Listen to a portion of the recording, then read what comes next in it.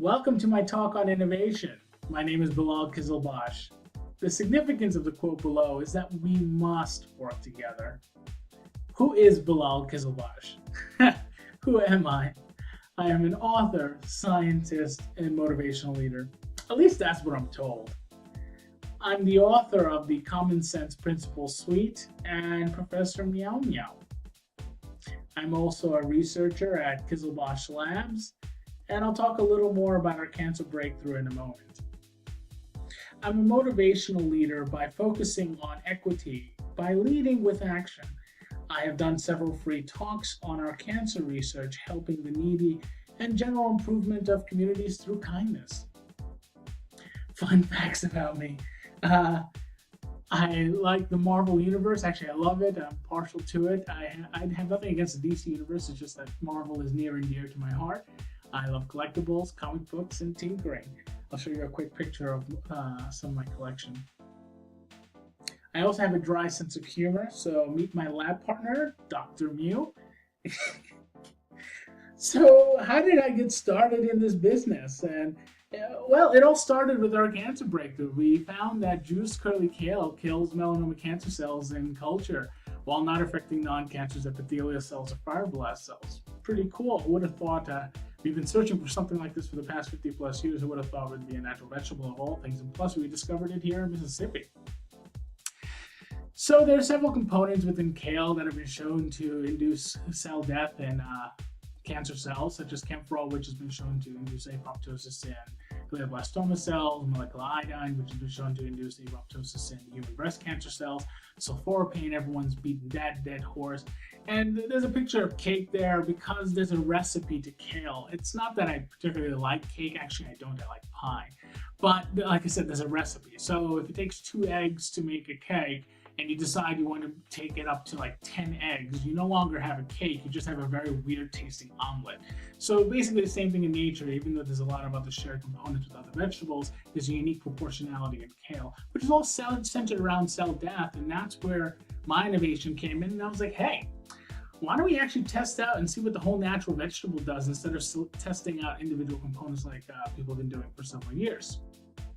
So this is what regular melanoma cancer cells look like in vitro, and this is what they look like after the kale juice treatment. Pretty cool. But we're here to talk about innovation and what it is and what it means to you. So let's define innovation. Innovation is a new method, idea, product, or process. So basically think of anything new and you basically are thinking of innovation. And there's a reason why I keep doing waves with innovation, because it's not that innovation stands out on its own. It builds upon a wave of other work. And at the end, I have a fun story to tie it all together. I've been doing lectures for a bit now, and one of the things that I've learned that by throwing at lots and lots of information at people, they tend not to retain it so well, except for when I tell it in a funny or interesting story. So I'll tie it together with a personal story at the end, which hopefully you won't be bored with, but it is funny because you'll be learning through my personal failure and something I did many, many years ago. So let's start it off with resources available always to you. You have your time, your talent, your treasure. So your time, if something is important enough to you, you'll make time for it. Your talent, you have your abilities, your skills and abilities. So whether you lack a particular skill, that's fine, but you have some specialization. It's just a matter of figuring out what it is that you're passionate about, which also leads into your treasure. Your treasure also could be material assets or intangible assets such as patents, intellectual properties. It could also be something like human capital. Some people are brilliant at motivating people to actually do work for free because they all see and share that same common goal. But I want to start off with something a little different. I want to start you off with the word failure and take you through a series of failure and basically have you become comfortable with the concept of failure. So this is the way how we're commonly taught of failure. Failure is bad, no good, don't want to go near it. Stay away, stay away, stay away. This has been beaten into us since we were very young. However, when you start to fail, you start to realize something, that you're growing and you're learning through this process, and you're also becoming incredibly resilient to the point that failure actually becomes acceptable and actually something you look towards, because it now presents a challenge to you. In fact, one of my friends, we were talking recently, and he's like, well, you got a lot of problems. I looked at him and I said, no, I don't have problems. I have growth opportunities. These pain points are growth opportunities for me to develop, learn, and fail. So let's go through the steps of innovation. First and foremost, you have to have a need. And after that need, you have to do investigation and conceptualization. Then you have execution, taking notes from the execution as well as the entire process, and then you revise and tweak it, and then you basically implement what you've learned through the execution process again. And maybe you can either come up with a new product or improve the old product, or innovation or product or service. So let's move through need. And need is probably the most important part of it all, because it's probably the most difficult actually to properly identify and characterize a need. The reason why I say that is because people get so stuck on their idea, like, oh my God, I have the best idea ever. When in reality, it's not really addressing any direct societal need. It's not even addressing a need of the individual other than their own ego. Because, well, I guess that is a need in its own way, but I'm talking about something that actually has some true societal good that will actually gain traction with people. So the biggest thing is trying to figure out what that real need is. So once you actually identify the need, now you got to figure out, why does that need exist? Why has no one else addressed this? Is there some huge barrier to entry, or is there some kind of gigantic problem that no one can surmount? What are the current solutions, if there are any? Maybe the solution is not even in your country, maybe it's somewhere else. What are the local resources available to you and your community? Because remember, like I said again, it doesn't always have to be you. Involve your community, get a community net effect going. Discuss the idea with others, because like I said, you don't want to be sitting there, say, hoarding the secret idea to yourself for 15 years, and it turns out you were basically holding on to a rotten egg and not really a golden egg like you thought. So discuss the idea with others and basically view it from a critical point of view, and let them give you honest feedback, because that honest feedback will help you grow. And then rapid prototyping and experimentation, which is also a critical point, because it will expose any major problems with your idea.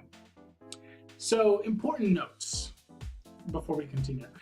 When vetting your idea with others, do not seek their approval. And the reason why I say that is because, look, there's going to be a lot of naysayers. There's going to be a lot of people with negative Nancy's and whatnot have you. Sorry for anyone who has the name Nancy. Just something I say. Anyway, basically, what you want to do is you want them to help you critically view your idea. You want to have no emotional attachment per se to your idea. That way you can actually see what the holes are. And when they actually point out these failures to you, then you can honestly take it in and be like, oh, okay, yeah, I see what they're talking about. And it will actually help you develop an even more superior product, because you're actually addressing the needs that they've mentioned to you. There's also no such thing as 100% original idea. Everything builds off of something, and that's why I was mentioning the wave earlier with innovation. So everyone is building off of someone else's work to some degree. The simplest solutions are usually the most commercially viable. I can actually tell you that from personal experience, because when we first started talking about our cancer breakthrough, actually I was talking to this one big company, and they were really excited about our research, but at the same time when I was talking to them about my work, they told me, they said, Bilal, even if your idea brings us over $1 million, they said, this is not what we specialize in. Then at that time I wasn't dealing with business, so I didn't understand what capital expenditure was, but they basically told me that they could not invest in so much equipment to actually change and retool their entire operations on something that they weren't even specialized in, and plus taking an unnecessary risk. So even if you have the best idea in the world, if it's overly complex, or if it involves a lot of moving parts where these companies have to do a whole retooling of their process, it usually tends not to be that commercially viable. So the simplest solutions are best. And if the solution for your problem is successful in another related or unrelated area, don't be afraid to bring it into your business. So let's say your problem is here in, let's say, Mississippi or New York or Louisiana, but you can't find any local solutions here in the United States or maybe even Canada. But you look in Japan and you see that they actually have solved this problem successfully. Obviously, it may not be as easy as just bringing over the idea from Japan to the United States. Sometimes it is. However, there may be cultural barriers and other things, and that's for you to figure out. And rapid prototyping exposes critical weaknesses when done correctly. So rapid prototyping. I laugh because I'm going to show you some of my ugly work. But this is the time when you start to really quickly learn the flaws of what you're doing. So one night I was thinking of an idea of the kale shaker because we were working on the kale freeze-dried powder, and I was thinking of delivery methods to get it in a fun way to the customer and the client, and just trying to basically make it a little more fun to use. And I woke up one morning and I was like, I'm going to try putting it in a shaker. So I went and I emptied out my mint shaker. It was a McCormick mint shaker. I dumped all the mint out. Then I put my kale powder in and basically tested it out. And I was like, woohoo, it works. Except for the prototype rapidly made me realize that the kale powder is sensitive to light. So the clear bottle does not work that well because it will rapidly degrade the product over time. So then I also have my Mesquite Gun product, which is basically my all-natural mosquito repellent. Most mosquito repellents are in a spray format, so initially, even though I knew my formula is an eye and lung irritant when sprayed, I decided why not try to see if I can do it like everyone else. And when I did that, I was coughing and sneezing, well, mostly coughing and like choking for the 30 minutes after spraying it on myself, even though I sprayed it at a good distance, and it was just strong enough for me to realize that I do not want to use this as an actual delivery method for customers. Even though it did work in repelling the mosquitoes, I used a ton of the product and it was just really wasteful. One of the things you guys will learn about me is that I'm incredibly cheap, and I try to also think, how do I maximize value for customers, like the same way I would do it for myself. And lastly, execution. This is the best part and also the most daunting. It's just a matter of get it done, or as they commonly say in the South, get her done. I hope I didn't offend anyone with that, but I love that saying. But yeah, just get it done, get it out there, get the product, and just finally execute it. Because sometimes when you get to that final stage, you get that procrastination point. You get to a procrastination point where you get nervous, I guess, and nerves kick in, and you don't really want to just put it out there. And I'm here to tell you, just be brave and rock and roll with it. Obviously within reason and use good sense. But yeah, this is the final product of Kale Shaker, which should be releasing sometime in mid-October of 2016.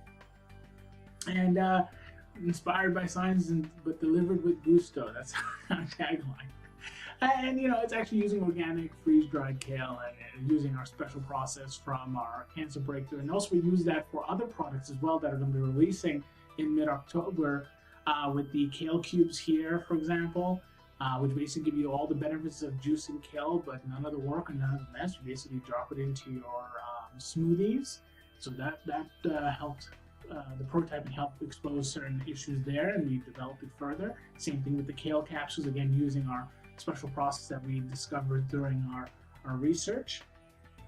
And then also I finally improved the Mesquite Gun delivery method by using a ball bearing design. With the oil, I basically, instead of spraying it, which we're wasting a ton of product, this you apply thin layers, one streak, for example, and then you further distribute it over all exposed areas. And in fact, actually, with one subject, he was able to extend usage for about a month utilizing this method. So for the money he paid, I mean, you definitely get a ton of value. And see, that's where I said, that's what I mentioned before, the rapid prototyping helps you expose the critical flaws, because if you just run with it and you just put it out there, you may not be putting your best foot forward, and that's something important. So when it comes to licensing and inventor advice, I highly, highly, highly recommend you guys go to inventright.com. So pause the video here if you need to go right on the website, or just go to the website. They got tons of free videos online. In fact, you can even reach out to Stephen Key. Shout out Stephen Key, hey, what's up? And he's really an awesome guy, and the rest of the team there, they're really supportive. You get to see people that have actually done it, that have gone out and licensed their ideas and sold it to companies. So that's a great free resource, and they also have books available and stuff. So one of the books that I highly recommend is One Simple Idea by Stephen Key. Yeah, so definitely check them out. And in regards to actual legal advice, I highly recommend Carter DeLuca Farrell and Schmidt LLP. This is their website, www.cdfslaw.com, because these guys are pros. I mean, especially if you get a chance, you get to talk to Jason Scheer. These guys are really good at what they do. So if you're actually onto something big, you definitely should be talking about possible protection. So you definitely want to take notes of your entire process. Like how I'm taking notes, that was very loud. But you definitely want to take notes of that entire process and use it later to revise what it is that you did. And you never know, because at a later point in your life, maybe you come back to it and you're like, hey, I'm at a different point in my life and career and mindset, and I can actually take the same information and apply it in a different way, and boom, you just got a brand new product. So you never know. Take good notes and revise and retweak your original idea, as well as future products. Basically constantly be on the move and on the route to improving your product. So tying it all together, here's the funny story I promised you at the end, that basically just sums it all up for you. So when I was a teenager, when I was pretty young, I wanted to play the latest video game faster. So I was playing this game on my PC for around 24 frames per second. So any PC gamers out there know what that means. It's basically like, it's no good. You don't want to be playing video games at that level. Basically, as a PC gamer, you want 60 frames or above. So the problem then for me was, being a teenager, I didn't really have a lot of money. So lack of substantial funds to actually purchase the latest equipment to get me to that 60 frames per second. So then the innovation for me at the time was, well, at least it was innovative to me, was overclocking the graphics card, because I was like, you know what, this won't actually cost me any money. So I was able to do a mild overclock. I was able to bump it up from 24 to about 30 frames per second. That's when I got greedy, and I was like, you know what? If I attach my super powerful fan, my fan for the household, by the way, it's a Vortex fan, to the side of my computer, I should be able to overclock this thing like crazy. Doesn't quite work that way. So I removed the siding of my computer. I duct taped this gigantic Vortex fan to my computer, and it was blowing a ton of air inside of my computer. So what happened is that it actually created dead zones of air pockets that where the graphics card was not getting adequate airflow, because it actually created like this little dead pocket, and it overheated considerably. So when I cranked up the voltage and overclocked it considerably, all of a sudden the game cranked up to like 40 frames per second, and all of a sudden the screen started flickering, then it turned blue and strange lines went all over, then smoke started coming out of the computer, and I'm like, oh man, what did I do? Anyway, ran to turn off the computer. I was lucky it didn't start a fire. Anyway, so at that point I was panicking, because I'm like, oh my god, my parents are gonna kill me. I love my parents because they're incredibly supportive, and my parents were just like, look, we don't really care, just get it fixed. Anyway, so the computer was under warranty. The computer guy, when he saw it, he was just like, because I guess being a kid, they didn't even ask me any questions. He saw the graphics card melted, and they kind of freaked out. So they told me that they can't give me the same graphics card, but they will try to do their best to give me an equivalent one. So when I got the computer back, they actually gave me one of the best graphics cards at the time for free, which was awesome. I guess they were freaking out again, like I said, because it was melted. And one of the key things that I actually learned from that, because then I became paranoid about airflow, and I started learning a ton about airflow.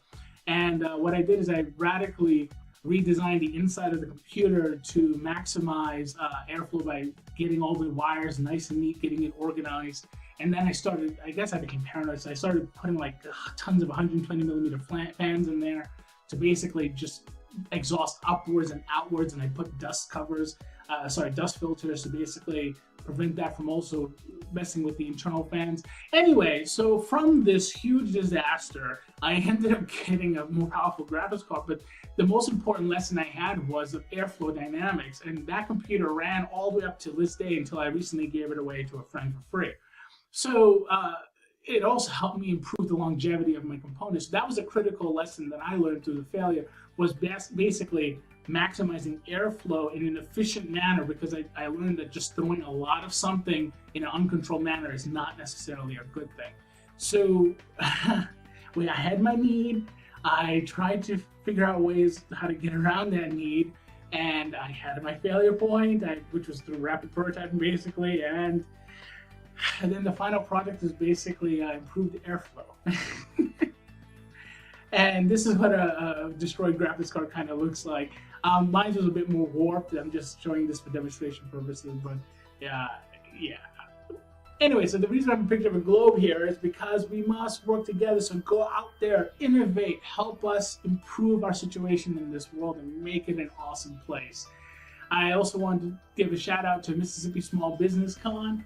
So thesmallbusinesscon.com, and basically, if you can, come out to their conference in Jackson on August 26, 2017.